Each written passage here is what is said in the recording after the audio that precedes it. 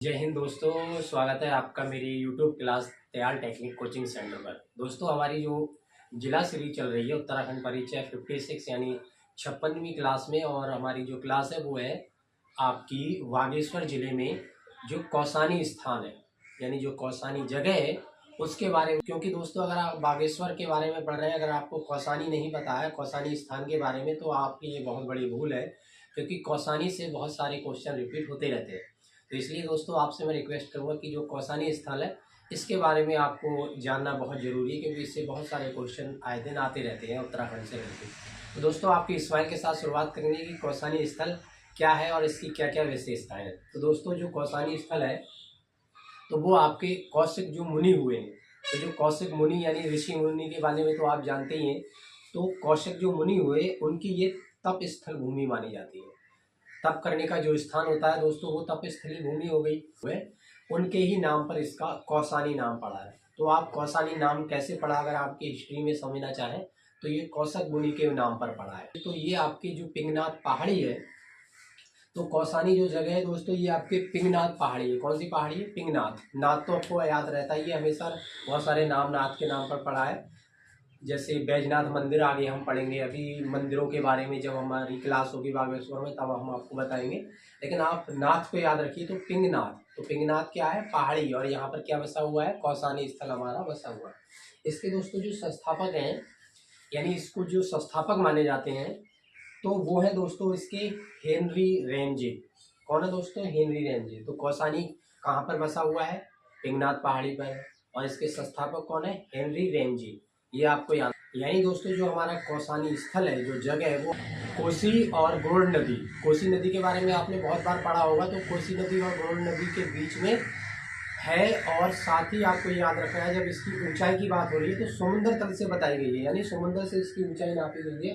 तो वो बताई गई है 1890 ऊंचाई पर। कौसानी स्थल दोस्तों 1890 ऊंचाई पे बताया है। ठीक है, याद रखना है आपको।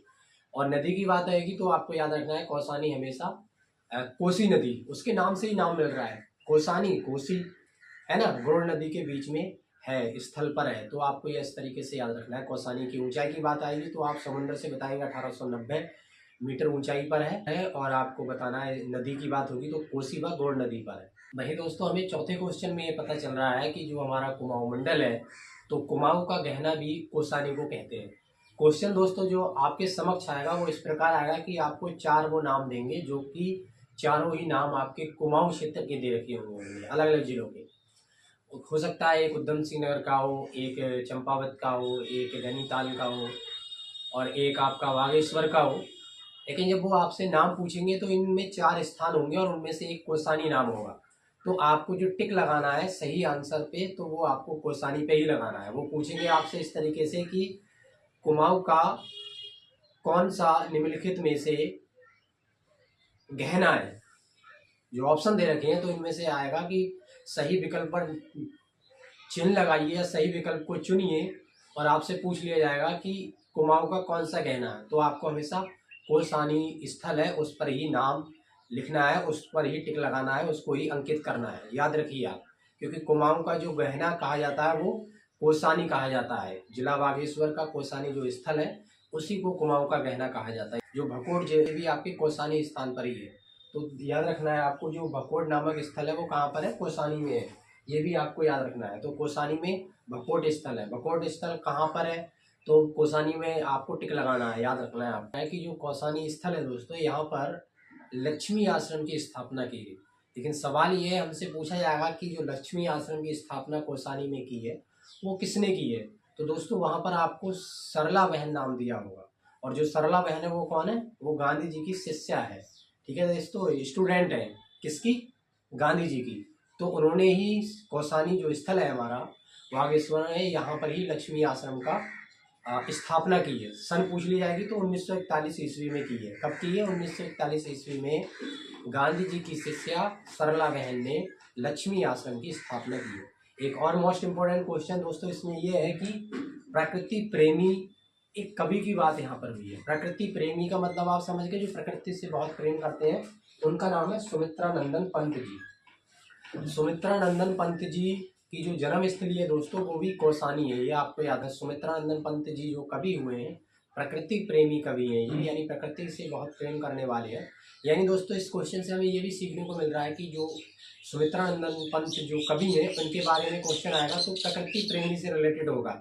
तो आप प्रकृति प्रेमी से रिलेटेड अगर क्वेश्चन कुछ आता है तो आप सुमित्रा नंदन पंत जो है कभी उस पर तुरंत ही टिक कर देना, क्योंकि आपको ये यहाँ पर हमें बताया जा रहा है कि प्रकृति प्रेमी नाम जो दिया गया है इसका यही मतलब है। नंदन जो पंत जी है इनकी जन्म स्थली कौसानी है और ये प्रकृति से बहुत प्रेम करते हैं। यानी प्रकृति से रिलेटेड कोई क्वेश्चन आता है और उसके सामने आपको 4 ऑप्शन दिए जा रखे हैं तो आप समझ जाना कि ये सुमित्रा नंदन पंत कवि जी की बात हो रही है।